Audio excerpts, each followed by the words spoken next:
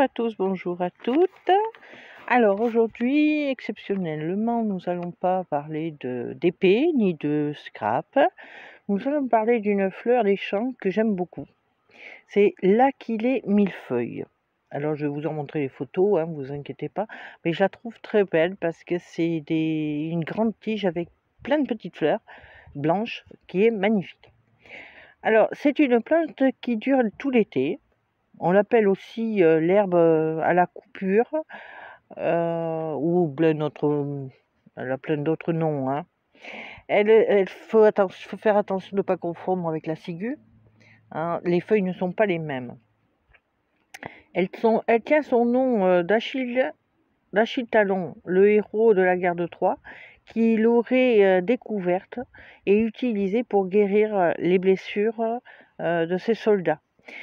Mais là, c'est ce que j'ai lu et je n'affirme rien du tout.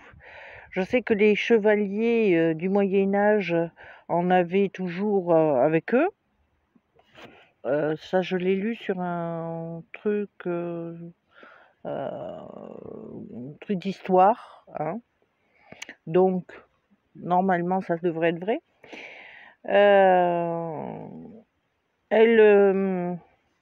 Alors, elle éloignerait certains insectes nuisibles, mais c'est toujours pareil, c'est qu'elle est très envahissante. Alors, dans nos jardins, il vaut mieux surveiller sa propagation parce que autrement, on est facilement envahi, quoi.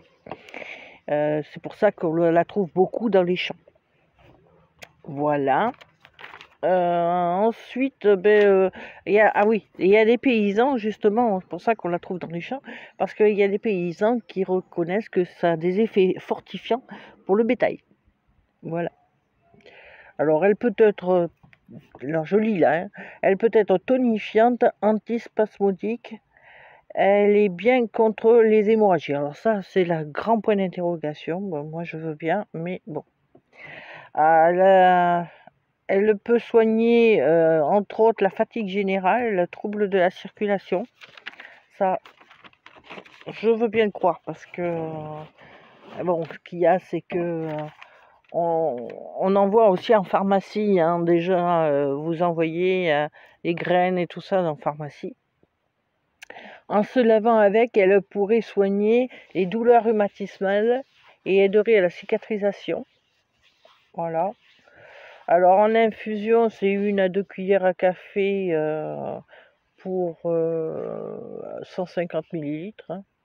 Faire bouillir 10 minutes. Voilà. Après, il faut filtrer, évidemment. C'est comme le thé, hein, faut filtrer. Ensuite, en usage externe, c'est tout simplement se laver avec, hein, voilà. Voilà. C'est ce dont je voulais vous parler aujourd'hui. C'est de cette petite fleur des champs que j'ai vue et revue dans mes petites balades en quad.